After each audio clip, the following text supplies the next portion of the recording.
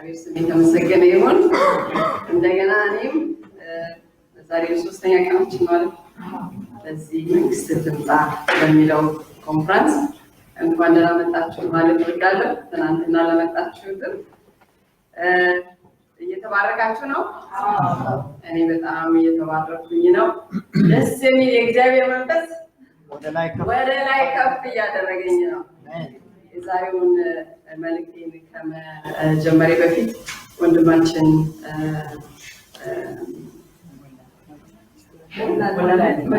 ሞላ ወደዚህ መጣና ወንድም መዝሙር ይዘምርልናል።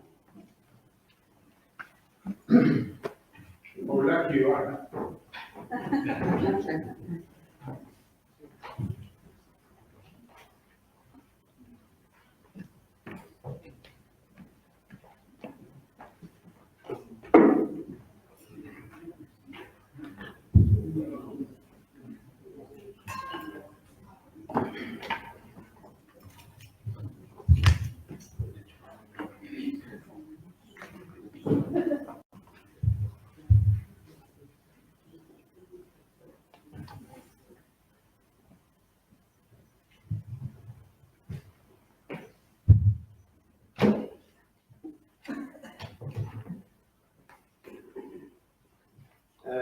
አሁንም የሰው መዝሙር ነው ዘምረው። ይሄ መዝሙር እኔ ሳልወለድ የተዘመረው እስካሁንም ያው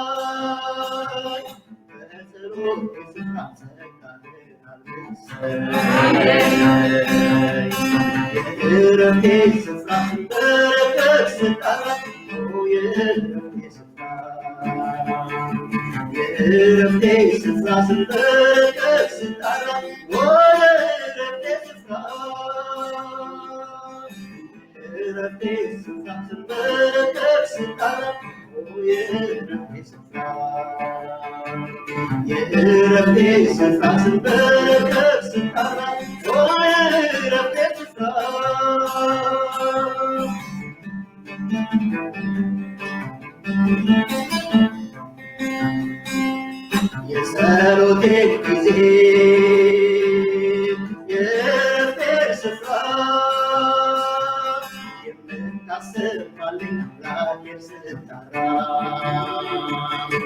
እምባዬን አፍስሼ ስንበረከክ ሳለሁ በጸሎቴ ስፍራ ጌታን አየዋለሁ የዕረፍቴ ስፍራ ስንበረከክ ስጠራ የዕረፍቴ ስፍራ የዕረፍቴ ስፍራ ስንበረከክ ስጠራ የዕረፍቴ ስፍራ የዕረፍቴ ስፍራ ስንበረከክ ስጠራ የዕረፍቴ ስፍራ የዕረፍቴ ስፍራ ስንበረከክ ስጠራ የዕረፍቴ ስፍራ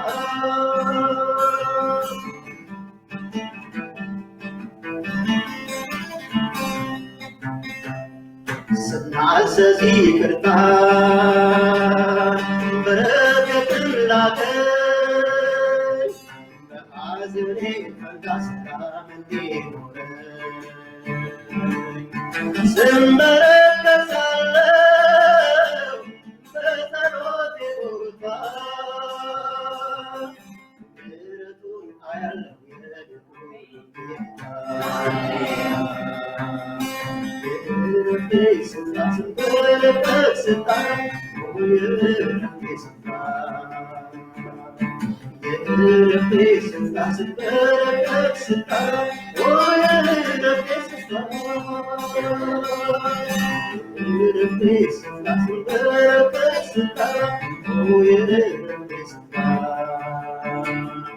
የዕረፍቴ ስፍራ ስንበረከክ ስጠራ የዕረፍቴ ስፍራ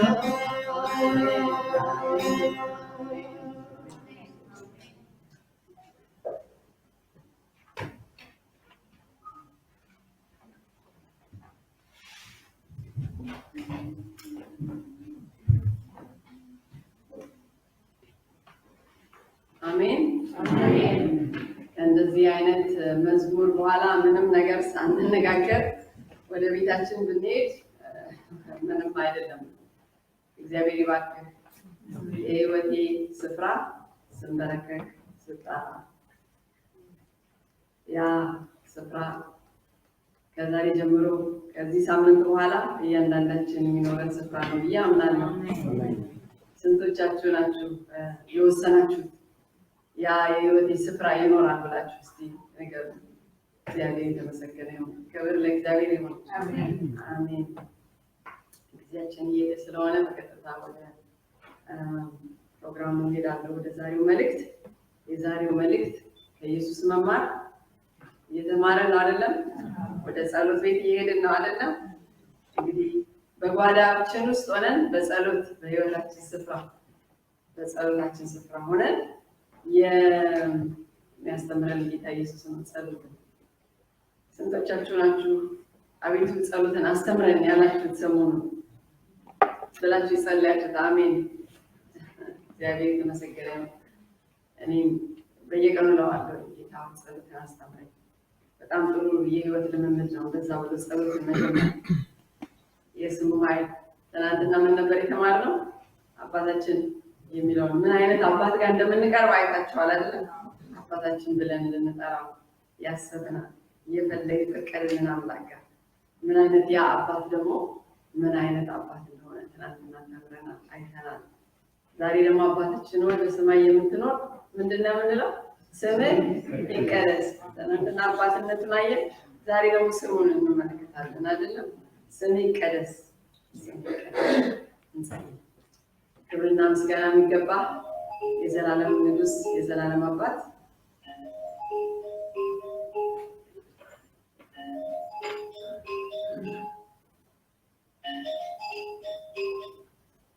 በጌታ በኢየሱስ ክርስቶስ ስም ወደፊት እንቀርባለን።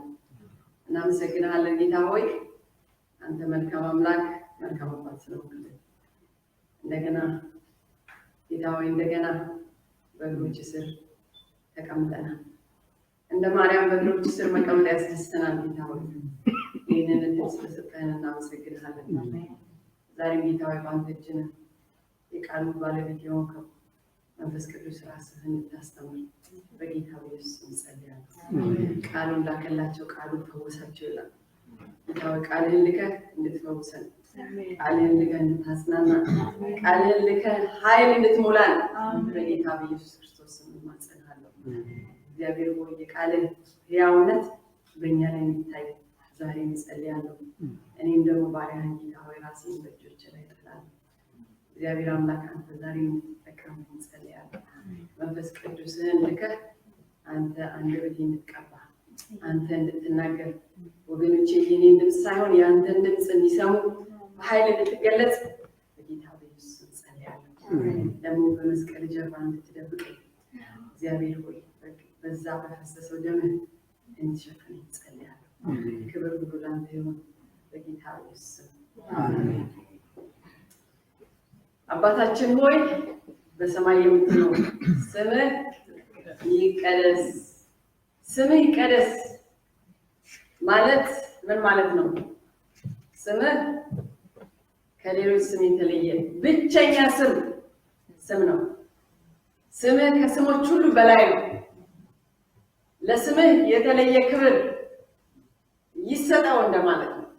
ስምህ ይቀደስ ማለት ለምሳሌ አንድ በቂ ገንዘብ በባንክ ያላስቀመጠ ሰው ብዙ ገንዘብ ለመክፈል ቢስማማና በባንኩ ከተቀመጠው ገንዘብ በላይ ቼክ ቢሰጥ ቢፈርምና ቢሰጥ ስሙን ቢፈርምና ማለት ነው ያንን ፊርማውን ያላግባብ ተጠቅሞበታል ማለት ነው አይደለም? በሌላ ነገር ላይ ስምንና ፊርማን ማስቀመጥ ታማኝነትን ያጎል በሌላ ነገር ላይ ስምንና ፊርማን ማስቀመጥ ታማኝነትን ያጎላልና በሕግም ደግሞ ያስቀጣል። የእግዚአብሔር ስም ግን አስተማማኝ ነው። በጎደለው ነገር ላይ ሙላትን የሚያመጣ የሌለውን ነገር በአዲስ የሚፈጥር ጉልበት ሁሉ የሚበረከክለት የሚገዛለት ስም ነው። ሃሌሉያ! የጌታን ስም ሁሉ የሚጠራ ምን ይላል? የጌታን ስም የሚጠራ ይድናል ይላል። የእግዚአብሔር ስም የተለየ ነው። ስሞች ሁሉ ሲጠፉ ሲሻሩ የእግዚአብሔር ስም ግን የማይለወጥ የማይሻር ስም ነው። የማያረጅ ስም ነው። እየሰራ የሚኖር አቻና ወደር ያልተገኘለት ስም ነው። ሃሌሉያ! የእርሱን ስም በቃላት ለመግለጽ ቃላት አቅም ያጣሉ። ክብር ለስሙ ለዘላለም ይሁን። እግዚአብሔር አብ ራሱን ለተለያዩ ሰዎች በተለያዩ ቦታና በተለያዩ ሁኔታዎች ስሙን እየለዋወጠ ሲነግራቸው እናያለን በመጽሐፍ ቅዱስ ውስጥ። ለምሳሌ በብሉይ ኪዳን ላይ እግዚአብሔር አብርሃምን ማን ነኝ ያለው? እኔ ኤልሻዳይ ነኝ ያለው አይደለም?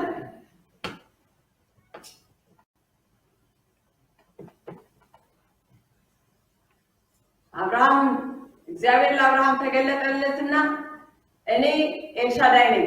ምን ማለት ነው ኤልሻዳይ? ሁሉን ቻይ ነኝ ያለው። እግዚአብሔር ሁሉን ቻይ ማለት ነው ኤልሻዳይ። ስለዚህ ስሙ የእግዚአብሔርን ማንነት ይገልጻል ማለት ነው። the attribute of his name ይላል። ማንነቱን የሚገልጽ ነው። በእውነትም እግዚአብሔር ሁሉን የሚችል የማይቻለውን እንደሚቻል አድርጎ ለአብርሃም አሳይቶታል አይደለም? አዎ። አንዲት ሴት በ100 ዓመቷ መውለድ የማይቻል ነገር ነው። በሰው የማይቻል ነገር ነው። በእግዚአብሔር ግን እንደሚቻል አሳየው አይደለም? ለዚህ ነው እግዚአብሔር እኔ ኤልሻዳይ ነኝ ብሎ ለአብርሃም የተናገረው። ምን ማለት ነው? በማይቻለው ነገር እኔ እንደምችል አሳያለሁ ማለት ነው። የእግዚአብሔር ስም ስናውቀው በእርግጥ ማንነቱ በስሙ ውስጥ ግልጽ እያለ ይመጣል። መዝሙር 10 ላይ 9:10 ላይ ምን ይላል? ስምህን የሚያውቁ ምን ይላሉ? ይታመኑብሃል ይላል። እስቲ በዚህ ከዚህ ኮንፈረንስ በኋላ ወደ ቤት ስትሄዱ በተለይ ኖርዝ አሜሪካ ያላችሁ የእግዚአብሔር ስም ብላችሁ መጽሐፍ ኦርደር አሉ ኦንላይን አማዞን ላይ አለ ወይም የተለያዩ ክርስቲያን ኤቢሲ ብትሄዱ ስለ እግዚአብሔር ስም ብቻ የሚያወራ መጽሐፍ አለ። እሱን ግዙና አንብቡ። ስሙ እግዚአብሔርን እንዴት ሪፕሬዘንት እንደሚያደርግ ማንነቱን እንደሚያውቅ እንደሚናገር የእግዚአብሔር ስም ማንነቱን ይገልጸዋል። ለምሳሌ ስም አንድ ጓደኛ አለችኝ ሰላም የምትባል ስምን በቀደም ዕለት ፓስተር ምን አለ? ስምን መልአክ ያወጣዋል አለ አይደለም? አንዳንድ ጊዜ ከዚህ በኋላ ነው ተሳትም የሰዎች ስም እንዴት እነሱን እንደሚገልጽ ሰላም የምትባል ጓደኛ አለችኝ። ስቅብኛል በእውነትም ሰላማዊ የሆነ ሰው ናት። ሰላምዬ እዚህ አለች የዳዊት ሚስት በጣም ሰላማዊ በቃ ሰላም ያለባት ሰላም የሰፈነባት በጣም ነው የሚገርመው። ልጄ እኔና ባለቤቴ ከተጋባን በኋላ የመጀመሪያው ልጄ ኤልሻዳይ ብዬ ነው የጠራው። ምክንያት ነበር። ልጄን ኤልሻዳይ ማለት ሳይሆን እግዚአብሔር ሁሉን ቻይ ነው ለማለት ነው። እና በጣም የማይቻል ነበር። ባለቤቴ ከጀርመን ነው የመጣው። ፊዚሻን ሐኪም ነው። ያው ኖርዝ አሜሪካ ሲመጣ በጣም ከባድ ነበረ በዛ ጊዜ በተለይ እና በቃ በጣም ከባድ ጊዜ ነበር። አሁን በመሃል ደግሞ ልጅ ተረገዘ። ይሄ ልጅ እኔ ነበርኩ ድሮ የምሰራው እሱ አይሰራም። ያው ማጥናት ነበረበት፣ ፈተናውን መወሰድ ነበር፣ ላይሰንሱን ማግኘት ነበረበት። ይሄ ልጅ ከተወለደ ደግሞ ምንድን ነው የምንበላው? ቤታችን መከፈል አለበት። በኋላ ያው ባላሰብነው ሰዓት ስለሆነ የመጣው እርግጠኛ ነበርኩ እግዚአብሔር ይሄ ልጅ ሲወለድ ስራ ይሰጠዋል ለባሌ። ምክንያቱም ካናዳ 1 ዓመት መቀመጥ አለብን እና በትክክል እርግጠኛ ነበርኩ ከመውለዴ በፊት ባለቤቴ ስራ ያገኛል፣ ላይሰንሱን ያገኛል። ከዛ ጊዜው ደረሰ። ብዙ እንጸልይ ነበረ። ያ ስራ አልመጣም። ሬዙሜውን ይልካል ግን የሚጠራው ሰው የለም። በኋላ ትዝ ይለኛል ዴሊቨሪ ሩም መዋለጃው ሩም ውስጥ እናቴ ነበረች። ወይኔ እግዚአብሔር አሁን ይሄ ልጅ ከተወለደ ምንድን ነው የምንሆነው? እኔም ስራ መመለስ አለብኝ እንግዲህ በቃ እናቴም አለች። እናቴ ይዛ እኔ እንደወለድኩኝ ስራ እገባለሁ ብዬ አሰብኩና ለካምፓኒ ኤችአር ተናገርኩ። እመጣለሁ በ2 ሳምንት ውስጥ ብዬ እንግዲህ የመጀመሪያ ልጅ ነው አላወኩም ያለውን ጣጣ። ከዛ ኤችአር ሴትዮ መጣችና አብደሻል እንዴ በ2 ሳምንት እንዴት ነው የምትመለሺው አለች። ኖ እኔ ባለቤቴ አይሰራም፣ ፕራክቲስ ማድረግ አይችልም እዚህ ሀገር፣ ስለዚህ ተመልሼ መስራት አለብኝ። እግዚአብሔር መልካም ነው። በኋላ ልጁ ተወለደ። ስራ የለም። እርግጠኛ ነበርኩኝ እግዚአብሔር ይሰጠዋል። ልጁ መጣ፣ ስራ የለም። ከሆስፒታል ተወልዶ እንደወጣን ልክ ቤታችን ስንገባ ስልክ ይጮሃል። ባሌ ነበረ ካርሲቱን የያዘው። አስቀመጠና ስልኩን አነሳ። ስልኩን ሲነሳ ዶክተር መላኩ መጣ። ፕሪንሰስ ማርጋሬት ሆስፒታል እንፈልጋለን። አሜን። አቆይም እኔም ልጄን እያሳደግኩ ሃሌሉያ እግዚአብሔር መልካም አምላክ ነው። ከዛ ልጃችንን እንፈልጋለን። ሃሌሉያ እውነትም እግዚአብሔር ብቻ ነው። ታውቃላችሁ ያ ስም አሁን የዛን ስም ታሪክ በልጄ ህይወት ላይ ብነግራችሁ የሚገርም ስም ፕሮፌቲካሊ የሰጠው ልጅ ያ ስም እውነትም በልጄ ህይወት ላይ ይሻላል። በማይቻለው ነገር ልጄ ችግር ነበር ትልቅ ችግር። እግዚአብሔር ግን ሸራይና ያሰኝ እስካሁን ድረስ የት ይደርሳል ምን ይሆናል የተባለች ግን ኤልሻዳይ አልኩት ልጆቻችሁ ላልወለዳችሁ ስጧቸው ስም የእግዚአብሔርን ታላቅ ነገር የሚናገር ያ ስም ይሰራል በልጆቻችሁ ልጄ ዲስከሬጅ በሆነበት ጊዜ ጠራውና ታውቃለህ የስምህ ትርጉም እንደሆነ Almighty. ታዲያስ አይችልም ወይ? ሪመምበር የስምንቱ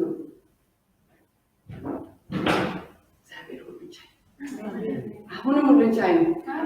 ስጧቸው ልጆቻችሁን መልካም ስም ትንቢታዊ የሆነ የስማቸው ትርጉም በሕይወታቸው ላይ ይፈጸማል። ማነው አሁን ልጁን ቢላደን የሚል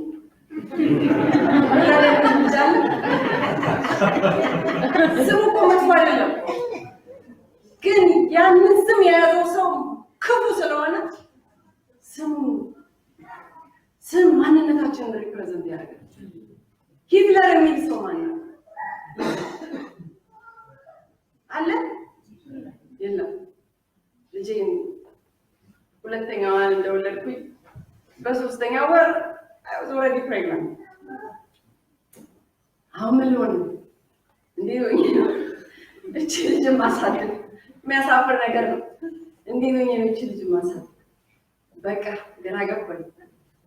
ሁለት ልጆች ኦልሬዲ ትንሽ ልጆች አሉኝ። ሶስተኛዋ መጣች። እንዴት ነው ስም ፈለጋ ጀመረ። አሁን ታላወቅኩም ምን እንደሚሆን አላወቅኩም። ግን ያው ተወለደች ስሟን ምን ልበላ ኦልሬዲ እርጉዝ ነኝ ልትወለድ ነው።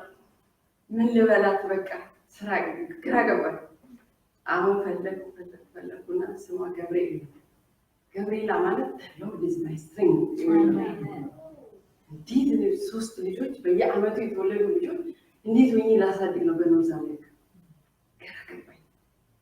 ከባድ ነበር። 3 ዳይፐር 3 ጡጦ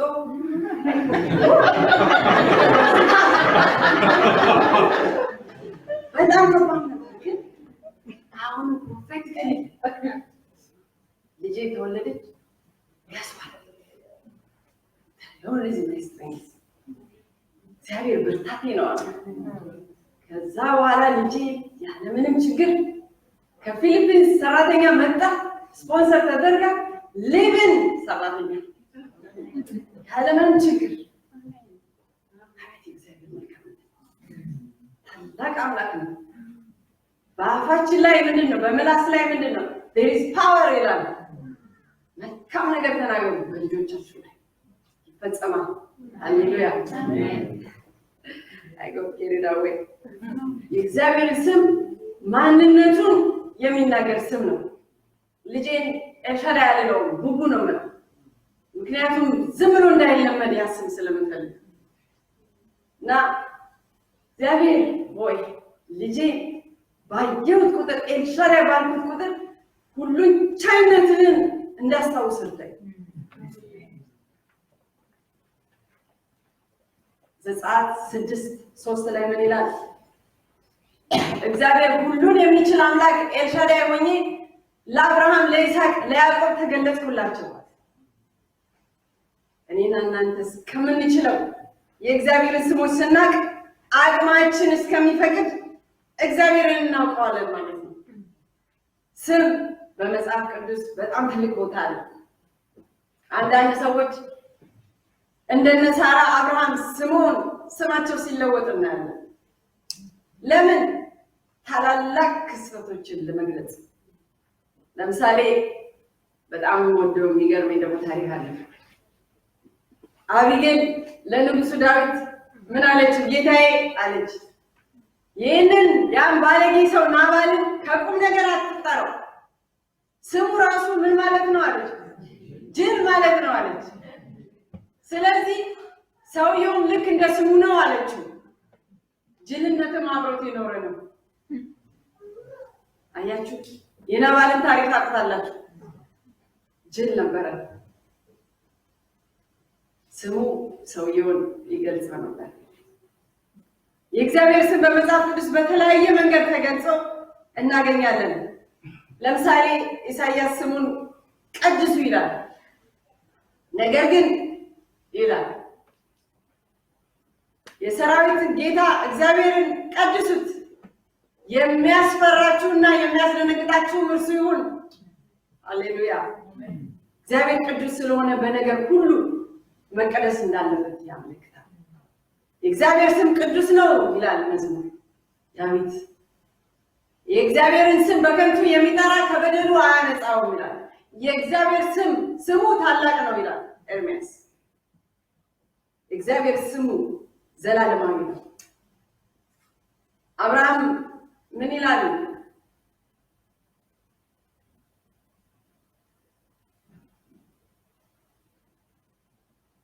አብርሃም ባያውቀን ይላል እስራኤል ባያስታውሰን እንኳን አንተ እኮ አባታችን ነህ፣ እግዚአብሔር ሆይ አንተ አባታችን ነህ፣ ከጥንትም ቢሆን ስምህ ምንድን ነው? ቤዛችን ነው ይላል። በሌላ ቦታ ታዳጊያችን ነው ይላል። እግዚአብሔር በመዝሙር ላይ ደግሞ በኢሳይያስ ላይ ምን ይላል? እግዚአብሔር ስሙ ኃያል ነው፣ እግዚአብሔር ስሙ የተፈራ ነው፣ እግዚአብሔር ስሙ ኃያል ነው ይላል መጽሐፍ ቅዱስ። ወገኖች በዚህ ታላቅ እና ኃይለኛ ስም ክብር፣ ለዚህ ኃይለኛ እና ታላቅ ስም ክብር ያልሰጡ ካህናት በሚልኪያስ ዘመን ላይ እንደነበሩ ይናገራል። ስሙን አልቀደሱም ነበረ። ሚልኪያስ እግዚአብሔር በሚልኪያስ ውስጥ ምን አላቸው? ልጅ አባቱን ባሪያም ጌታውን ያከብራል። እኔ አባት ከሆንኩ መከበሬ ሴት አለ፣ ጌታስ ከሆንኩ መፈራቴ ሴት አለ ይላል እግዚአብሔር። ካህናቶች ስሜን የምታቃልሉ እናንተ ናችሁ፣ እናንተ ግን ስምህን ያቃልል ነው እንዴት ነው ትላላችሁ? የእግዚአብሔርን ስም ዛሬ እኔና እናንተ ተሸክመናል። የእግዚአብሔርን ስም እንወክላለን። ህይወታችን እንዴት ነው እግዚአብሔርን ያንን ስም የሚወክለው? በዘኍልቍ 20 ላይ ምን ይላል? ይህን ስንመለከት እግዚአብሔር ለሙሴ አለቱን አለው ተናገረው ብሎ ተናገረ። አቤት ይህንን ታሪክ ሳነበው እየገረመኝ ነበረ። ተናገረው። ሙሴ ትዕግስቱ አለቀ በእግዚአብሔር ሕዝብ ላይ። ሙሴ በንዴት እንደለመደው በበትሩ አለቱን መታው። የዛ ጊዜ እግዚአብሔር በበትሩ በመመታቱ ምን አለ?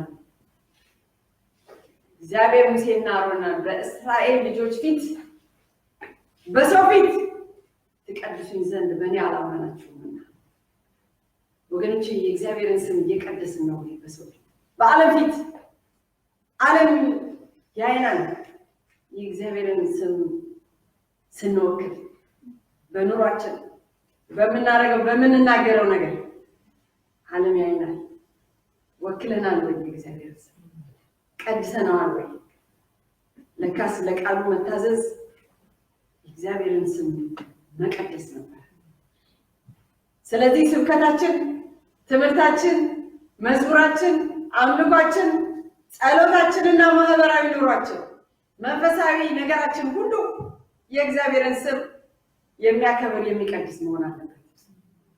ዳዊት የእግዚአብሔርን ስም በሕይወቱ የተቀደሰ እንዲቀደስና እንዲከበር የሚናፍቅ ሰው ነበር።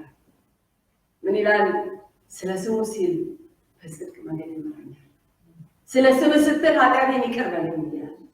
ስሙን ቀድሱ ይላል። እግዚአብሔር ስሙን እንደ ቀላል አያየው። ሰው ስሙ ኃይል አለው። በዚህ በተቀደሰ ስም ነው እኔና እናንተ ወደ እርሱ የምንመጣው። ዳዊት የእግዚአብሔርን ስም ታላቅነት ጠንቅቆ የተረዳ ሰው ነበር። እንደገና እግዚአብሔር አምላካችን ሆይ ይላል፣ ስም በምድር ሁሉ ምንኛ ግርማል ነው። የእግዚአብሔርን ስም ከመቀደሱ ሌላ ከታላቅነቱ ሌላ ደግሞ ስሙ ከጠላት የምንዋጋበት ነው። ሃሌሉያ! ከጠላት በስሙ ከመከራ እንወጣለን፣ በስሙ ደግሞ ከጠላት እንድናለን። አሁንም ዳዊት የእግዚአብሔር ስም ከጠላት የሚከላከልበት መዋጊያ መሳሪያ አድርጎ የተቀበለ ሰው ነበር። እነዚህ በሰረገላ አለ።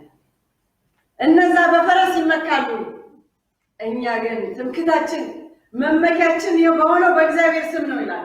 ዛሬ መመኪያችሁ ማን ነው? የእግዚአብሔር ስም ነው። መዝሙር 44 ላይ በስምህ ባላንጀራዎቻችንን ከእግራችን ስም እንመከታለን። በጣም የምወደው የዳዊት ታሪክ አለ። ዳዊት ከጎልያድ ጋር በገጠመ ጊዜ ለመግጠም በተዘጋጀ ጊዜ ምን ይላል? አንተ ሰይፍና ጦርና ጭር ይዘህ ትመጣብኛለህ፣ እኔ ግን አለ አንተ በተገዳደርከው የእስራኤል አምላክ ስም እመጣብሃለሁ። ሃሌሉያ። ትናንትና እንደተመለከትነው ይህ በሰማይ ያለው አባታችን ራሱን ለኛ የገለጸ በማን በኩል ነው ብለናል? በልጁ በኢየሱስ ክርስቶስ ልጁን ለኛ በመስጠት ነው። ቆሎስያስ 2:9 ላይ በእርሱ ይላል። እርሱ የሚለው ማን ነው? ኢየሱስ ክርስቶስን ነው። በኢየሱስ ክርስቶስ የመለኮት ሙላት ሁሉ በሰውነት ተገልጦ ይኖራል ይላል። ይህ የተባለለትን የኢየሱስን ስም ጳውሎስ ለፊልጵስዩስ ክርስቲያኖች ሲገልጽ ምን አለ? በዚህ ምክንያት ደግሞ እግዚአብሔር ያለ ልክ ከፍ ከፍ አደረገው ይላል። ከስምም ሁሉ በላይ ያለውን ስም ሰጠው። ይህም በሰማይና በምድር ከምድር በታች ያሉት ሁሉ በኢየሱስ ስም ይንበረከኩ ዘንድ ምላስ ሁሉ ለእግዚአብሔር አብ ክብር ኢየሱስ ክርስቶስ ጌታ እንደሆነ ይመሰክር ዘንድ። እውነትም የጌታ ኢየሱስ ስም ከስሞች ሁሉ በላይ ነው። ለምን? ስሙ ኃይል አለውና። የዚህ ስም ኃይል የተገለጠባቸውን 5 ነገሮች አብረን እንድናይ ዛሬ እንፈልጋለን። ስሙ በመጀመሪያ በበሽታ ላይ ኃይል አለው። ሃሌሉያ። በኢየሱስ ስም በሽታ ይሸሻል። በጣም የምወደው አዲስ ኪዳን ታሪክ አለ። ሐዋርያት 3:16 ላይ ይህ የምታዩት የምታውቁት ሰው የበረታው አለ ጴጥሮስ በኢየሱስ ስም በማመን ነው። ሁላችሁም እንደምታዩት ፍጹም ፈውስ እንዲያገኝ ያደረገው የኢየሱስ ስምና በእርሱ አማካኝነት የሚገኘው እምነት ነው አለ። ይህን ታሪክ ስንመለከት ይህን የተናገረው ጴጥሮስ ነው። ጴጥሮስ እና ዮሐንስ ወደ ቤተ መቅደስ በሚሄዱበት ጊዜ በቤተ መቅደስ በር ላይ ተኝቶ የሚለምን አንድ ሽባ ሰው ነበር።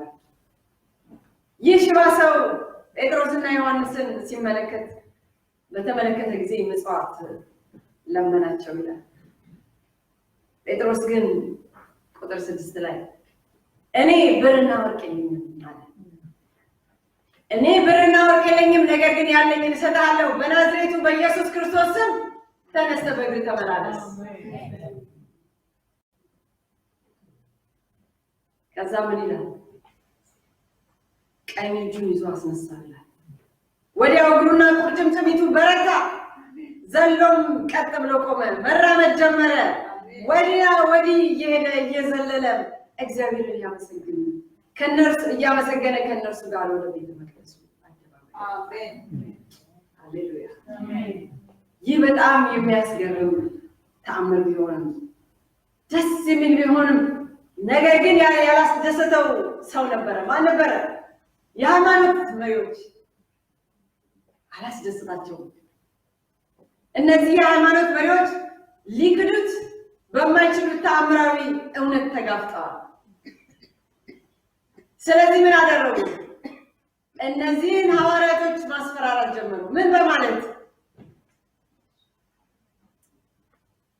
ዮሐንስ ላይ ዳግመኛ በዚህ ስም ለማንም እንዳይናገሩ፣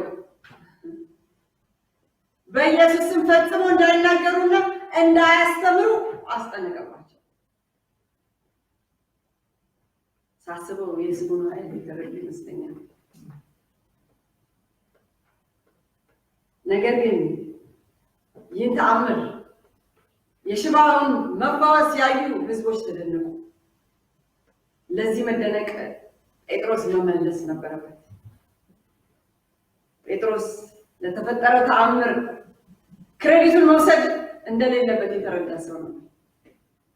ብዙ ጊዜ ይሄንን ሳለን ብዙ ጊዜ እግዚአብሔር ሰርቶልን እግዚአብሔር አከናውኖልን ሰዎች ክሬዲቱን ለኛ ይሰጣሉ። ይሄ ደግሞ ትልቅ ፈተና ነው ለአገልጋዮች። የተሰጠንን ክብር የተሰጠንን አድናቆት ለእግዚአብሔር መልሰን እንስጥ። ምክንያቱም እናውቃለን የኛ ስራ እንዳልሆነ። ጴጥሮስ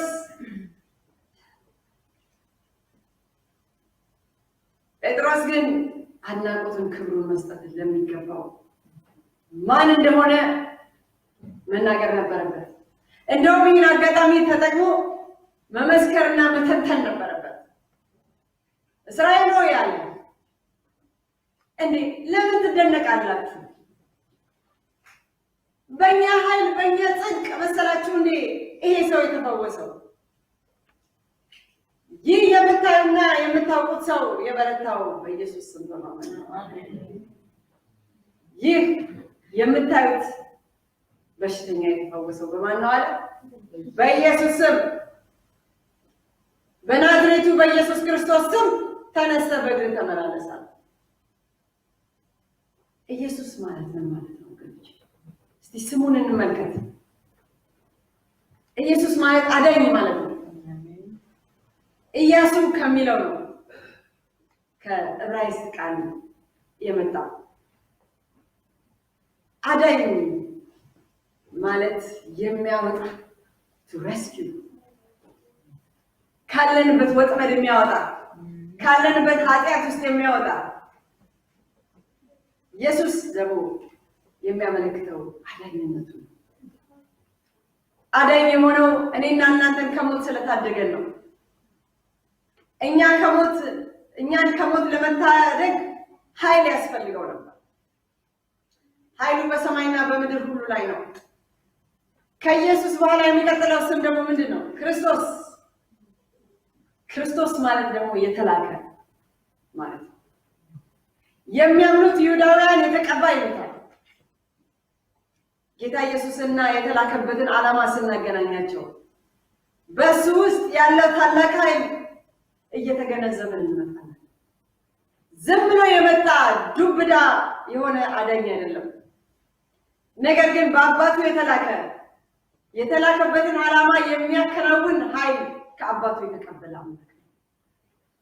ኢየሱስ ክርስቶስ የተላከውና የተቀባው በሱ ቃል በምናምን ጊዜ ቃሉ የተናገረው የአባቱ ተወካይ ቃሉ የአምላክ ቃል እንደሆነ ነው። በሱ ቃል በምናልፍበት ጊዜ የምናልፈው ሁሉን ቻይ በሆነው አምላክ ላይ ኢየሱስ ክርስቶስ በተቀባው ላይ ነው። የናዝሬቱ የኢየሱስ ክርስቶስ አዳኙና የተላከው ጌታ በእርግጥም እጅግ የተቀራረበው ከድሃውና ከወደቀው የሰው ልጅ ጋር ነው። ያም የሚገናኘው ከማን ጋር? ከናዝሬት ጋር። ጌታ ኢየሱስ በናዝሬት ባይወለድም ያደገው ከልጅነቱ ጀምሮ በናዝሬት ነው። ያ የተጠላ ከተማ ሰው ይወጣበታል። ከናዝሬት ምን አዲስ ምን ደህና ነገር ይወጣል ከተባለበት ከተማ ጌታ ኢየሱስ ከዛ ጋር ነው የተገናኘው። ምን ትላላችሁ?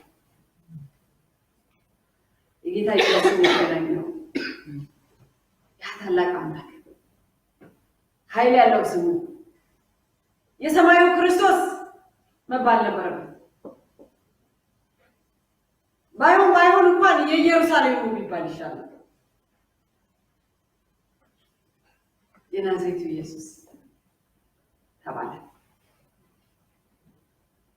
ከታናሹ ከተዋረደው ከተማ ከናዝሬት ጋር መገናኘት መረጠ። ይህንን ስም ነው ጴጥሮስ ለዚህ ሰው ብርታትን የሰጠው ያለ እግሩና ቁርጭምጭሚቱ በኢየሱስ ስም በረታ። መሬት ላይ የነበረው በኢየሱስ ስም ዘሎ ቆመ። በኢየሱስ ስም ሽባው ተተረተረ፣ መራመድም ጀመረ። ትናንትና አንድ ታሪክ ጀምሬላችሁ ነበር። የወልቂጤውን ልምምዳችን ወልቂጤ ስንሄድ ባካችሁን ኑና እነዚህ ሁለት በሽተኞች ጸልዩላቸው ተባለ። በመጀመሪያ ልክ ስንገባ ቤተክርስቲያኑ ውስጥ አንዲት ሕፃን ልጅ እቺ የራሷ ነው በጣም የምታምር ልጅ ናት እና በጣም ከባላጋር ሩራል ከሆነ ቦታ የመጣችው እቺ ልጅ መታ መሬት ላይ ነው የተኛችው። በጣም የምታምር ልጅ ናት፣ የ15 ዓመት ልጅ። እቺ ልጅ ያው እንደምታውቁት ነው ምን ያህል ታያችሁ እንደሆነ አላውቅም። በጣም ቀጭን ናት። ከ8 ወር በ8 ወር መሬት ላይ ተኝታለች። አትነቃነቅም፣ አትናገርም። አይኗም እንትላይ አንድ ቦታ ላይ ነው እና እናትየዋ የኦርቶዶክስ ተከታዮች ናቸው። እዛ ቤተክርስቲያን እነዚህ ሰዎች ያድናሉ ሲባል ሰምተው ይዘው ይመጣሉ። መተን እንግዲህ ለጸሎት የመጣችሁ ያው ቻሌንጅ መቼም ለጸሎት አገልግሎት ስንሄድ ጸሎትን ሰብካችኋል። አሁን ደግሞ ሲያሳዩ ነው በተግባር ያንን ደግሞ እግዚአብሔር ያውቃል። እቺ ልጅ ተኝታለች፣ እዛ ጸልዩላት ተባለ። አይ ፈተናችን መቼ ትልቅ ነው፣ ብዙ ነው። እሺ እንጸልያለን። ምን ሆናል? ያው ታሪኳን ነገር ልጅ አትናገርም፣ አትንቀሳቀስም። እኔና ግሩፖቼ ነበርን፣ ጸሎት አድርገንላት ብዙ ጸለይን። ከዛም ደግሞ ማታ ደግሞ ከ9 በኋላ ደግሞ ሌላ ሰው ቤት ሄድን። አንድ በጣም ለዛ ቤተክርስቲያን ትልቅ ሰው የሆነ ግን ያረጀ ሰው አይደለም፣ በጣም አሞታል። እኛ ስንደርስ እዛ ወደ 400 ነበር ሹገሩ። ይሄ ሰውዬ በፍጹም አንድ ሳምንት አይቆይም ማለት ነው። በምን እንዴት ሆኖ በ400 ሹገር የሚኖረው? አይ ሀገር አዲስ አበባ ሄዶ ብዙ ተሞክሯል፣ አልቻለም። እነሱ ግን ከመጡ ይጸልዩልኝ ብሎ ያው ሄደን እዚህ ነበርን በጣም እና እባካችሁ እናጸልይ ነው ሄደን። እኔ እንደውም ሆነ ልንገራችሁ የሰውዬ ከጸሎት በላይ ሆስፒታል ነው የሚያስፈልገው። እንውሰደው ሆስፒታል፣ ይሄ የሚድን እኮ በሽታ ነው፣ እባካችሁ። ከዛ የትም ቦታ ሄድን ማለት አሜን። በጣም ተስፋ ቆርጧል ሰውዬው፣ ለመሞት የተዘጋጀ ሰው ነው እና በጣም አበረታታ ነው። እንዴት አትሞትም? እንዴት ትሞታለህ? ይሄ የሚድን እኮ በሽታ። አይ በቃ ጸልዩልኝ ብቻ። ብዙ ጸልይ ስንጸልይ ይህንን ስብከት ነበር የሰበኩት። ያለን በቃ አንድ ተስፋችን ስምን ነው። አሁን በቃ ሳትረስ እዚህ መጥተን እነዚህ ሰዎች ስለ ጸሎት ኃይል ሰብከን ነው የምንሄደው። ባይሆን ስለ ቃል እንኳን ስትመልስ ብለን ጸልይ። አንዳንድ ጊዜ እግዚአብሔር አዝኖላችሁ የሚመልሰው ጸሎት አለ። አንዳንድ ጊዜ አላሳዝንህም የምለው ጊዜ አለ። ጌታ አላሳዝንህም። እቺ ልጅቷን ጸልየላት የዛን ምሽት ክርስቲያኖቹን እኛ አሁን የመጣነው እናንተ ግን ለምንድን ነው የማትጸልዩት? መጽሐፍ ቅዱስ በኢየሱስ ስም ኃይል አለው። የኢየሱስ ስም ለምንድን ነው የሰው ታሪክ የምናወራው? የእኛ ታሪክ ለምን አይወራም? አድቬንቲስቶች ፈውስ የላቸውም ነው የሚባለው፣ አይፈውሱም። እባካችሁ እንጸልይ በኢየሱስ ስም በሉና ጀልጃንስ። መጨረሻ ላይ እቺ ልጅ 40 ቀን ጸሎት ጀመሩ። በ26ኛው ቀን እቺ ተነሳች።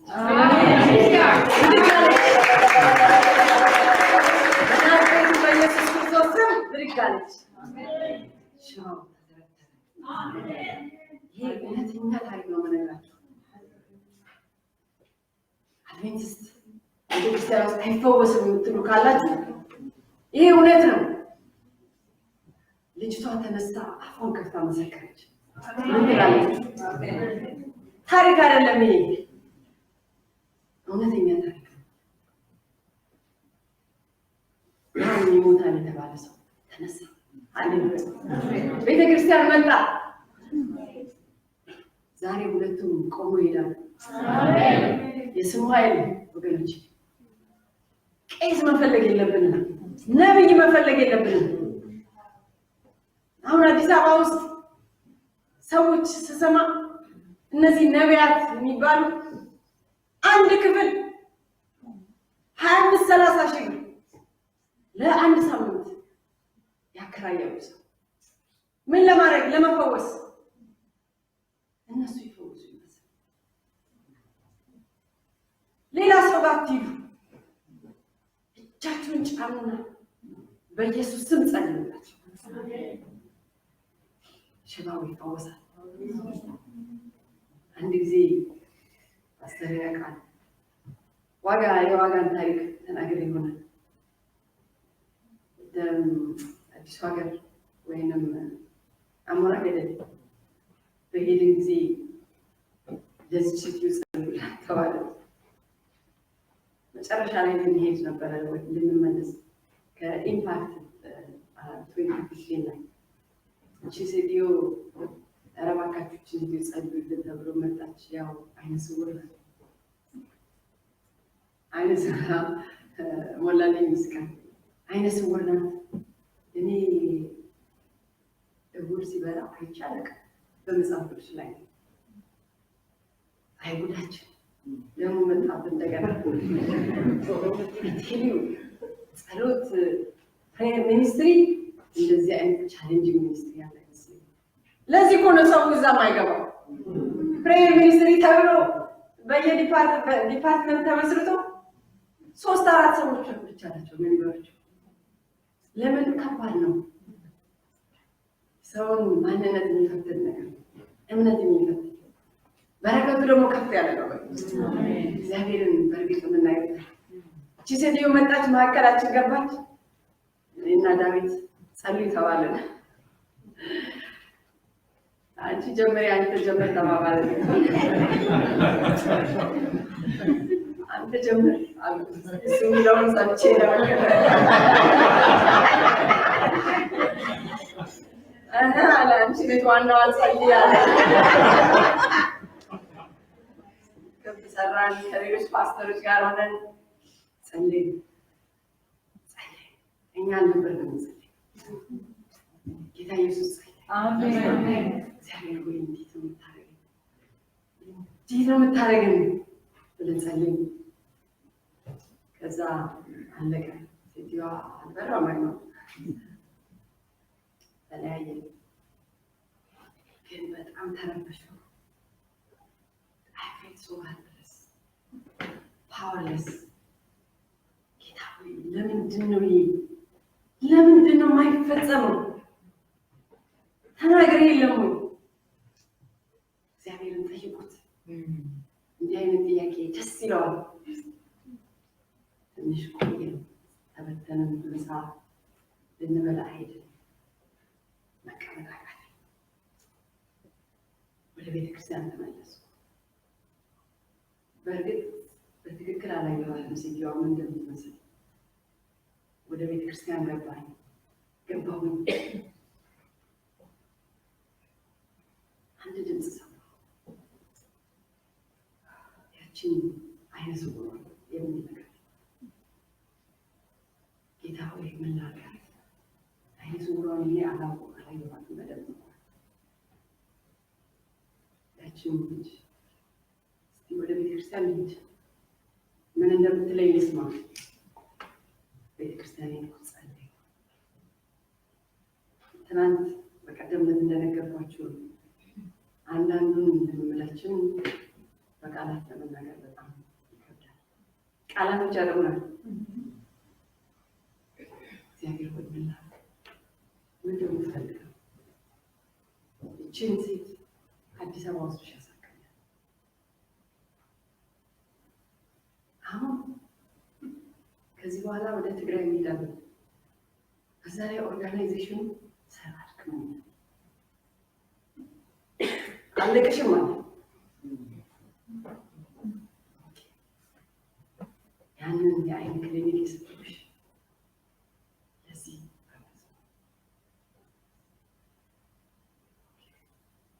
ታሪኩን ለማሳጠር እቺ ልጅ ይዘን ሰዎችን ኦርጋናይዝ አድርገን ወደ አዲስ አበባ ወሰድናት ከሚመራት ሰው ወደ ትግራይ አዲስ አበባ ገባች ደረሰች። እንድትታይ አሳያት። እቺ ሴት ገንዘብ የላትም፣ ድሃ ናት፣ የሁለት ልጆች እናት ናት። ጊዜው ሰዓቱ ደረሰ። ልክ ክሊኒክ እንደገባች ያው አስቀድሜ የተናገርኩት ሴት ተቀበሏቸው ይዋል ጥሩ ጥሩ ዶክተሮች አሉ። አድቨርታይዝ እያደረኩ አይደለም። ከዛ የዚህ ዶክተር አንድ ስፔሻሊስት አለ። ሁሉም ስፔሻሊስቶች ናቸው፣ ግን የረቲና ስፔሻሊስት እና እስቲ እሱ ዶክተር ሳሊሚያ ብዬ ነበር እና እሱ አያት። ከማየት በፊት ሲቲ ይፈልጋል። ሲቲ ስካን ተደረገች። ሲቲ ስካን መጣ። ሲመጣ ምን ሆነ ተገኘ? ቲመር ብሬን ውስጥ ቲመር፣ ትልቅ ቲመር አለ። ሴትዮ ፋይሏን እንዳስቀምጠው ያው ድሃ ሌላ ድሃ ናት፣ ትሞታለች። አይኖርም ተስፋ ልክ እንደሌሎች ብዙ ጊዜ የብሬን ቲመር የሚገኘው በአይን ሐኪሞች ነው። ምክንያቱም መጀመሪያ አይናቸውን ነው የሚያጠፋው። በኋላ በቃ ያው እኔ ውጤቱን አልሰማሁም። ትግራይ መቀሌ ሆነን ስልክ ደወልኩና እንዴት ሆነ ባለቤቴ የሚነግረኝ ገጽዋል ምንድን ነው ስል የዚህ ሴትዮ ሪዛልት ቲመር ነው። ስለዚህ አትድንም፣ ትሞታለች። ሰርጀሪ ብናደርጋት የመሞት ቻንሷ 50-50 ነው። ነገር ግን አይኗ የመከፈቱ ቻንስ በጣም ሎ ነው። በጣም 90% አይኗ አይበራም። ነገር ግን ቲዩመሩ ካንሰረስ ስላልሆነ ምናልባት በህይወት ግን አይነ ስውር ሆና ልትኖር ትችላለች ተባለ። ከዛ ብቻ አድርጉልን እና ደግሞ እዚህ ሰርጀሪ አናደርግም፣ ብሬን ሰርጀሪ አናደርግም። አይን ክሊኒክ ጥቁር አንበሳ እንዴት ይሆን? ሴትዮ ድሃ ናት፣ መሞት አለባት፣ ተፈርዶባታል። እግዚአብሔር ሆይ ክብር ይመስል አንድ ነገር አድርግ ለአንተ ክብር። እቺ ሴትዮ ይህንን እየተናገረ ዶክተሩ ሳል አንድ የሆነ ዶክተር ክሊኒኩን ለመጎብኘት ይመጣል። ከካሊፎርኒያ ነጭ ይመጣና በዛች ሰከንድ ውስጥ ይመጣና ስራ አስኪያጇ እያዞረች ክሊኒክ ታስጎበኛለች። የዚህ ጊዜ ዶክተር ሰሊም ጋር ይህች ሴትዮ ያያት ዶክተር ጋር ትደርስና ይተዋወቃል። የረቲና ስፔሻሊስት ነህ? ዶክተሩ ምን ብሎ ጠየቀው? ቲዩመር አለኝታል። ይሄ እንዴት ኮንሲደንስ ሊሆን ይችላል? እንደውም ረስቶታል። ይኸውልህ እቺ ሴትዮ አሁን ከጎንደር ነው የመጣችው። ብሬን ቲዩመር አላት፣ አይኗ ጠፍቷል። ይኸውልህ ለፕራይም ኤግዛምፕል እንደዚህ አይነት ሰው እናገኛለን። አሁን የእኛ ልጆች እንዲረዱ ታደርጋለህ። ግን አሁንም ሲቲውን ያይና አይኗ የማየት ቻንሱ ምክንያቱም ከ2 ዓመት በላይ ከ4 ዓመት በላይ አይነ ስውር ናት። ያ ቲዩመር አድጎ ኦፕቲክ ነርቫን ዳሜጅ አድርጎታል። ከዛ ያው ይነገረናል ባይዜን እኔ አዲስ አበባ ጨርሰን ወደ ኢትዮጵያ ጨርሰን ያለው ሚሽናችንን ካናዳ ተመልሻለሁ። ኦርጋናይዝ አደረግን የ40 ቀን ጸሎት እንጽምት እግዚአብሔር ክብሩን በዚህ ልጅ ሴት ላይ ያሳይ። ሴትዮ ሰርጀሪ ለመሆን ያው ከቤተሰብ ጋር ሴትዮ ብትሞት ይገሉናል ብለን ፈራን። አይ እንግዲህ መሞቷ ካልቀረ ባትደረግም ትሞታለች። ኦልሬዲ በጣም አድጓል። አትሊስት ተደርጎ ይሞክራል። ሴትዮ ትማርወጣ ሰርጀሪ በተአምር የተደረገ ለምን ሊስቱ ማለት የሷ ፋይል ታች ነው የሚገባው እንጂ ላይ አይገባም። ምን ጸለይ ሰው አይደለም የለምን ነው እግዚአብሔርን ለምን እግዚአብሔር ሆይ እባክህ ያው እንደሙላን እባካችሁ አንገራው እግዚአብሔር ፈቃዱ ነው። የሷ ፋይል መጀመሪያ ሆነ። በነዛ ካሊፎርኒያ በመጡ ዶክተሮች እና ኢትዮጵያ ውስጥ ባሉ ኢንፋክት ኢትዮጵያዊ ያደረጋል ተደረገ። እቺ ሴትዮ እናንተ ብቻ ቀደሏ ቲሞሩን አውጥቶ እግዚአብሔር ይፈውሳል። አሜን።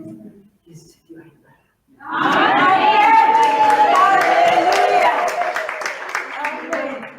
እግዚአብሔር አያድንም ብለው ይገርም። ይሄ ታሪክ አይደለም፣ ስምሩ ተረት አይደለም። ፓስተር ታድ ምስክር ነው፣ ሞላልኝ ምስክር ነው። አይናችን ያየነውን እንመሰክራለን አይደለም? ሴትዮ ከዛ ከአዲስ አበባ ጥቁር አንበሳ ድረስ በእግሯ ሄደች። አይኗ ያየች አይታው ማታቀውን አዲስ አበባ ባይዋ አየች። ፎቶግራፏን አሁን ስለመጣኝ ነው ታሪክ እንጂ ፎቶግራፏን አሳያችሁ ነበር። የዚችን ልጅ ስም ዋጋ ነው። እኔማ እቺ ዋጋ አቤት ጉዴ እኔ ዳልተው ነው አልኩ ገና ሳያት ዋጋ ነው ስሙ። ያቺም ዋጋ ይቺም ዋጋ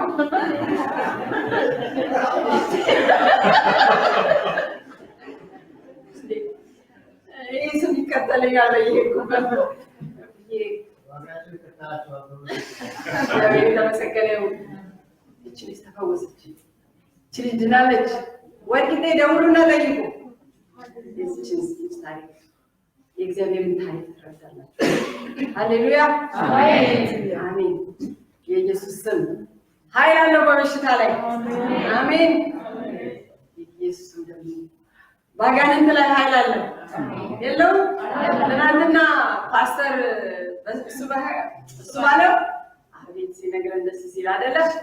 ያ ሁሉ እኮ ዝም ብሎ ታሪክ አይደለም። በአድቬንቲስት ቤተክርስቲያን ፈውስ የለም ለሚሉ ክርስቲያኖች አድቬንቲስቶች ይህንን ታሪክ ንገሯቸው። ፈውስ አለ በደንብ። ፈውሱ በቤተክርስቲያን ነው እንዴ? አይደለም አይደል? ፈውሱ በማን ላይ ነው? በክርስቶስ ስም ላይ ነው። ሃሌሉያ። የሉቃስን 4:34 ላይ ስንመለከት ይህንን በአጋንንት የተያዘውን ወየ ያለ የናዝሬቱ ኢየሱስ ሆይ ምን የሚያገናኝ ጉዳይ አለ አለ። ያ ሰይጣን በዛ ልጅ ውስጥ ያለ የመጣው ልታጠፋን ነውን? አንተ ማን እንደሆንክ አውቃለሁ። አንተ እግዚአብሔር ቅዱስ ነህ፣ የእግዚአብሔር ቅዱስ ነህ አለ። ኢየሱስም ጸጥ ብለህ ከዚህ ሰው ውጣ ብሎ ገሰጸው። ጋኔኑም ሰውየውን በህዝቡ ሁሉ ላይ ፊት ጣለውና ምንም ጉዳት ሳያደርስበት ለቅቆ ወጣ።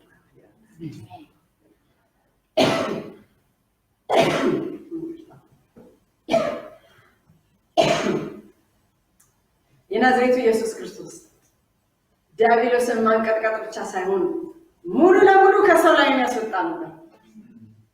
ሰዎቹ ተገርመው በስልጣንና በኃይል ርኩሳት መናፍስት ያዛል እነርሱም ይወጣሉ ተባባሉ። የጌታ ኢየሱስ ተከታዮች ርኩስ መንፈስን በጌታ ኢየሱስ ስም ያስወጡ ነበር። ጴጥሮስ ያዕቆብና ዮሐንስ ሰይጣንን ከሰው ላይ እንዲያወጣ የሚያደርጉት በራሳቸው ስም አልነበረም። ሰይጣን ከት ብሎ በሳቀባቸው ነበር እንደዛ ሲያደርጉ። ፈሪ ድፍረት የሌላቸው ደቀ መዛሙርት ነበሩ እንደኔና እንደናንተ። ነገር ግን የኢየሱስን ስም በቅጽበት ሲጠሩ አጋንንቶቹ ታላቁን አምባ ለቀው ወደ ባህሩ እንደገቡ የሰይጣንን ኃይል ከሰዎች ላይ በኢየሱስ ስም ይሰሩ ነበር። የሐዋርያት ሥራ 16ን ስናይ አንድ ቀን ጳውሎስ እችን በዲያብሎስ መንፈስ የተያዘችውን ሴት ሲያያት ምን አለ? አንተ መንፈስ ከሷ እንድትወጣ በጌታ በኢየሱስ ክርስቶስ ስም አዝሃለሁ። መንፈሱን በዛው ቅጽበት ከሷ ወጣ። አዎ ባጋንንት ላይ ኃይል አለው የኢየሱስ ስም። የሚገርመው የኢየሱስ ኃይል የኢየሱስ ስም ኃይል እንዳለው የምናየው የክርስቶስ ደቀ መዛሙርት ያልሆኑ ሰዎች እንኳን ሲጠቀሙበት የሰይጣንን መንፈስ ከሰዎች ላይ ሲያወጡ እናያለን። ማርቆስ 9:38 ላይ ዮሐንስም መምህር ያለው ጌታ ኢየሱስን አንድ ሰው በስምህ አጋንንትን ሲያወጣ አየን፣ እኛን ስለማይከተልም ከለከልነው አለ። ኢየሱስ ግን እንዲህ ይላል፣ አትከልክሉት። ማንም በስሜ ታምር ሰርቶ ወዲያውኑ በእኔ ላይ ክፉ መናገር አይችልም። ምንም አይነት የማይገመት ኃይል ነው በኢየሱስ ስም ውስጥ ያለ። ወገኖቼ የዚህ ስም ኃይል የተሰጠው ለቄሶችና ለአገልጋዮች ብቻ አይደለም። ለእንደኔና ለእንደናንተ አይነትም ላልተጠሩ ላልተቀቡ ይህ ስም እንድንጠቀምበት የሰይጣንን ኃይል እንድንበጥስ እንድንሰብር ተሰጥቶናል። ለምን? የስሙ ኃይል በተጠቃሚው ላይ የተመረከተ ሳይሆን በራሱ ስሙ በኃይል ውስጥ ስላለ ብቻ። ዛሬ ጌታ ኢየሱስ ስለኔና ለእናንተ የሰጠን ስልጣን አለ።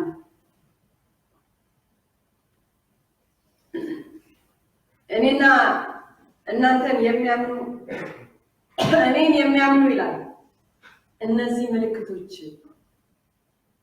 ይከተሏቸዋል። በስሜ አጋንንትን ያወጣሉ፣ በስሜ ልሳንን ይናገራሉ፣ እባቦችን በእጃቸው ይይዛሉ፣ የሚገል መርዝ ቢጠጡ እንኳን አይጎዳቸውም፣ እጃቸውን በሕመምተኞች ላይ ይጭናሉ፣ እነሱም ይፈወሳሉ።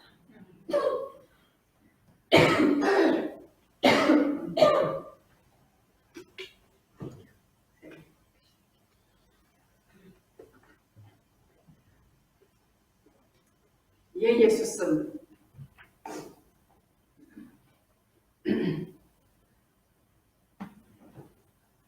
በስኬት ላይ ኃይል አለው። ሉቃስ 5:1 ስናይ አንድ ጊዜ ጌታ ኢየሱስ በሐይቅ አጠገብ ቆሞ ሲያስተምር ንግግሩን በጨረሰ ጊዜ ስምዖንን ወደ ጥልቁ ውሃ ፈቀቅ በልና አሳ ለመያዝ መረባችሁን ጣሉ አለ። ስምዖንም መልሶ መምህር ሆይ ሌሊቱን ሙሉ ስንደክም አደርን፣ ምንም አልያዝንም፣ ነገር ግን በአንተ ቃል መረቦችን እንጥላለን። ስምዖን አሳ አጥማጅነት ሙያው የተካነበት የተመረቀበት የብዙ ዓመት የሥራ ልምምድ ያለው ሰው ነው። ማንም አይወዳደረውም። ግን ሌሊቱን ሙሉ እሱና ጓደኞቹ አሳ ለመያዝ የሚያውቁትን ዘዴ ሁሉ ተጠቅመው አሳ ለመያዝ ሞከሩ፣ ግን አልቻሉም። በኢየሱስ ቃል መረቡን ጣሉ። እጅግ ብዙ አሳ መረባቸው እስከሚበጠስ ድረስ ያዙ ነው መጽሐፍ ቅዱስ። መረባቸው የሚበጠስ ጀመራል። በሌላ ጀርባ የነበሩትን ባልንጀሮቻቸውን ወጥተው እንዲያግዟቸው በምልክት ጠሯቸው። እነርሱም መጥተው ሁለቱን ጀልባዎች በአሳ ሞሏቸው፣ ጀልባዎቹን መስመጥ ጀመሩ ይላል። ወገኖቼ የዚህ ታላቅ ሰው ስም የኢየሱስ ስም ኃይል አለው። እኔና እናንተ በኢየሱስ ስም ስንጸልይ ትልቅ የመሰለን ነገር ትንሽ ይሆናል። አሜን። ኃያል የሆነው ደካማ ይሆናል። አሜን። ከፊታችን የቆመው ተራራ ደልዳላ ይሆናል። አሜን። ዛሬ ምንድነው ያልቻላችሁት ነገር? ያቃታችሁ ነገር? ተስፋ የቆረጣችሁበት ነገር? ለፍቼ ሞክሬ ሌሊቱን ሙሉ ደከምኩኝ ያላችሁበት አልሆነልኝም የምትሉት ነገር ካለ እስቲ በጌታ ኢየሱስ ስም ብላችሁ እንደገና መረባችሁን ጣሉ። በዚህ ታላቅ ስም ነው መረባችንን እንድንጥል የታዘዝነው። አንድ ጊዜ አንድ ታሪክ ነግራችሁና ጨርሳለሁ። አንድ ጊዜ ለኮርፖሬት ስሰራ ትልቅ ኮምፒውተር ላይ ነው የምሰራው። ኮምፒውተር ሲስተም አድሚኒስትሬተር ሆኜ ትልቅ ፕሮብሌም መጣ። በሙሉ ምን እንደሆነ አናውቅም። ሲስተሙ ዳውን አደረገ። ምን እናድርግ ብንል አለቆቻችን መጡ። ጉድ ፈላ። ምን ማድረግ አለብን? አለቃዬ ከኋላዬ መጥቷል። እኔ ኮምፒውተር ላለው ሰርቨር ላይ ሆኜ የሚመጣ ነገር የለም። ሁላችን ብዙ ነን፣ 5-6 እንሆናለን። ሲኒየሮቼ ናቸው እነሱ። ያው ፕሬሽሩ በጣም እየበዛ መጣ። በጣም ስትረስ ጋር ሆነናል። ከዛ በኢየሱስ እንጸልይ። በኢየሱስ ስም ወዘነ ሰከንድ ያደረኩትን እንኳን አላውቅም። ምን አደረኩ? ሲስተሙ እንደገና በኋላ ጃነት ፊክስ አደረገች ተባለ። በኢሜል ጃነት በቃ ወረደብኝ። ያው ምስጋና ያው ክብር እግዚአብሔር አንተ አድርገህ እኔ ተመሰገንኩ። ምን ይሻለኛል አልኩ። እንዴት አድርገሽ ፊክስ እንዳደረግሽ ሪፖርት አቅርብሽ? እንዴት ይላል በኢየሱስ ስም ነው የሚሰራው። በመጨረሻ በጸሎታችን ላይ ኃይል አለ። አሜን። በጸሎታችን ላይ ኃይል አለ። በመጨረሻ ወገኖቼ በዚህ ስም እኔና እናንተ ጸሎታችንን ጀምረን እንድንጨርስ ታድመናል። በጌታ ኢየሱስ ክርስቶስ ስም ስንጸልይ ጸሎታችን ኃይል አለ። ጀምረን ስንጸልይ ከስልጣን ጋር ነው የምንጸልየው። እንደ ደካማ በኢየሱስ ስም አንበል። በኢየሱስ ስም ኃይል አለውና እውነት እላችኋለሁ አብ በስሜ የምትለምኑትን ሁሉ ይሰጣችኋል። እስካሁንም በስሜ ምንም አልለመናችሁም፣ ለምኑ ትቀበላላችሁ፣ ደስታችሁ ሙሉ ይሆናል። በግል የጸሎት ሕይወታችሁ በኢየሱስ ክርስቶስ ስም ታላቅና ኃያልነቱን እንድታምኑ ይህ ቃል አይምሯችሁ ውስጥ ገብቶ እንዲነቃቃ እንዲያድሳችሁ የእግዚአብሔር መንፈስ ፍቅር ነው። የጌታ ኢየሱስ ስም ታላቅና ኃይለኛ ነው። ከአብ የተሰጠው ኃይል ነውና ወገኖቼ የሰማይ ቁልፍ የጌታ ኢየሱስን ስም በትክክል መጠቀም በሚያውቀው በዛ ሰው እጅ ላይ ነው። በእግዚአብሔር ፊት ስትማልዱ ጥልቅ በሆነ በሐዘን ማዕበል ውስጥ ስትመቱ ይህ ስም ልክ እንደ ላይፍ ጃኬት ማንሳፈፊያ ከወጀቡ በላይ ያንሳፍፋችኋል። የእግዚአብሔር መገኘት የእግዚአብሔር ድምፅ በራቀ በሚመስልበት ጊዜ ሰማይ ልክ እንደ ነሐስ በላያችን ላይ የተዘረጋ ሲመስል የጌታ ኢየሱስን ስም ጥሩ። ጸሎታችሁ ሁሉን በሚችል አምላክ ጆሮ ይገባል፣ በረከቱን በላያችሁ ላይ ይወርዳል። የጌታ ኢየሱስ ስም እውነተኛ ጸሎትን ወደ ሰማይ የሚገባበት በር ነው። ማንኛውንም ነገር በስሜ ብትለምኑ ይላል እኔ አደርገዋለሁ ይላል። ማንኛውንም ነገር በስሜ ብትለምኑ አባቴ ያደርግላችኋል። የእግዚአብሔር ስም የጸና ግንብ ነው። ወደ እርሱ ሮጦ መጥቶ ጻድቅ ምን ይላል? ይሸሸጋል፣ ተገን ይሆንለታል። ሃሌሉያ። ዛሬ አንገታችሁን ያስደፋችሁ ምን ነገር አለ? ወኑ ወደዚህ ወደ ጸናው ግንብ ወደ ኢየሱስ ስም ሩጡ። አንገቱ የቀረቀረው ቀና ይላል። ጴጥሮስና ዮሐንስ ወደ ቤተ መቅደስ ሲገቡ ይህ ሽባ በመጀመሪያ ትኩር ብለው ተመለከቱት። ዛሬም ጌታ ኢየሱስ ሁላችንም ትኩር ብሎ ይመለከታል። በመራራነትና በሐዘኔታ ውስጥ ያለነውን ይመለከተናል። ምናልባት እንደ ሽባ እንደዚህ ሽባ በድህነት አዘቅት ባንሆን በኃጢአት አዘቅት የተዘፈቀን ካለን ጌታ ኢየሱስ ትኩር ብሎ ይመለከታል። በዚህ ታላቅና ኃይለኛ ስም በጌታ ኢየሱስ ስም መነሳት እንችላለን። እንደገና ዛሬም የጌታ ኢየሱስ ስም ኃይል አለው። ከማንኛውም ኃጢአት ከማንኛውም ውድቀት ሊያወጣን ይችላል። ጴጥሮስ ያንን ሽባ እስቲ ወደኛ ተመልከታል። ጌታ ኢየሱስ አስቀድሞ ተመለከተ። ያላያችሁት ሰዎች ካላችሁ ዛሬ ጌታ ኢየሱስ እስቲ ወደኔ ተመልከቱ ይላል። ጌታ ኢየሱስ አስቀድሞ ተመለከተ። ዛሬ ግን ካለንበት ሽባነት አላራምድ ካለን ነፃ ለማውጣት እስቲ ወደኔ ተመልከቱ ይላል። ሽባው ጴጥሮስና ዮሐንስ እንዳዘዙት ተመለከተ ይላል። ተመለከታቸው።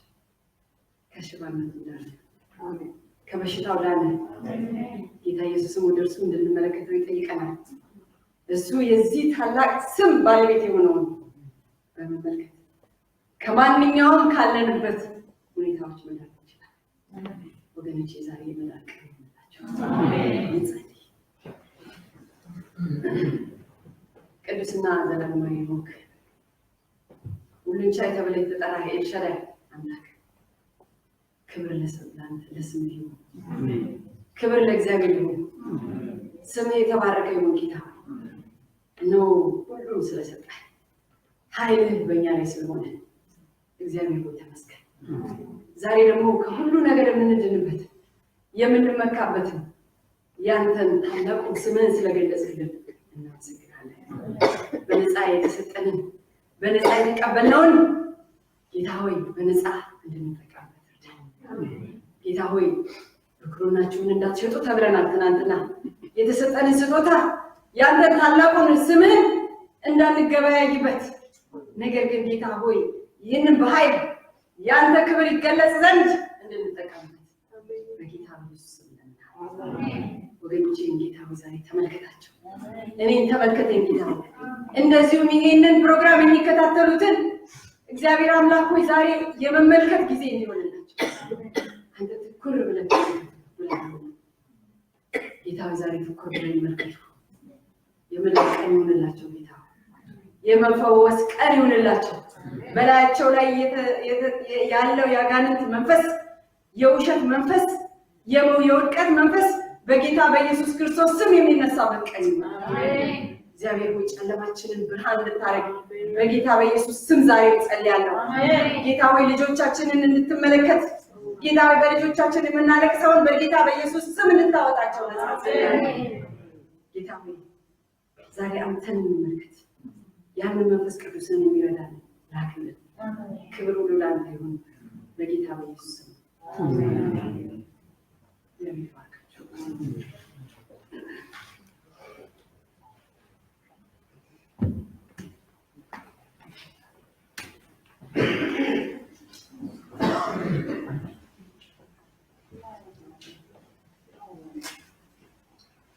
እህታችንን ጌታ ይባርካት። በጸሎት ዘግተናል ይህንን ክፍል። ስለዚህ አንዳንድ ማስታወቂያዎችን እንናገራለን፣ ከዛ ወደ ምሳ እንሄዳለን። እንደተናገርኩት ቅዳሜ ከሰዓት በኋላ የምስክርነት ጊዜ አለ። ለዛ የምትፈልጉ ስማችሁን አስመዝግቡ። ዛሬ ከሰዓት በኋላ እረፍት ስለሆነ ሪምቦ ምናልባት መሄድ የምትፈልጉ ካላችሁ ሪምቦ እዚህ ቅርቡ ከተማ ነው። ከዚህ ከትምህርት ቤቱ እዚህ ፌርማታ ጋር 12 ሰዓት ከ55 የሚሄድ አውቶቡስ አለ። አሁን በጣም ቅርብ ነው፣ ግን የሚቀጥለው 15 ሰዓት ከዚህ ይሄዳል። 15 ሰዓት አውቶቡስ አለ ወደ ሪምቦ መሄድ የምትፈልጉ። ከዛም ቀጥሎ ወደ ኖርቴልየ ከዚህ አንድ 20 ኪሎ ሜትር ነው፣ ወይም ደግሞ ወደ ስቶክሆልም ከዚህ አንድ 55 ኪሎ ሜትር ነው። ስቶክሆልም ዋናው ከተማ መሄድ የምትፈልጉ መሄድ ለማትፈልጉ እዚያ አካባቢ መቅረት ለምትፈልጉ የጸሎት ክፍሉ ክፍት ነው። ይሄ ማዳራሽ ክፍት ይሆናል። አብራችሁ ለመጸለይ ለመጫወት ይቻላል። ከሰዓት በኋላ በዚሁ በእረፍት ምክንያት ለልጆች ስፖርት ሆል ውስጥ እዛ አክቲቪቲ አይኖርም። ስለዚህ ልጆቻችሁን ይዛችሁ መሄድ ከፈለጋችሁ መሄድ ወይም ደግሞ እዚሁ ከልጆች ጋር መሆን ትችላላችሁ። እንደዚሁም ከወዲሁ ደግሞ ዓርብ ምሽት የጌታ እራት እንደምናደርግ ከወዲሁ ላሳስባችሁ ፈልጋለሁ። እንግዲህ ለዛ ደግሞ እንዘጋጅ። ጌታ ይባርካችሁ። የሚቀጥለው ስብሰባችን ዛሬ ስንት ሰዓት ነበር? 19 ሰዓት።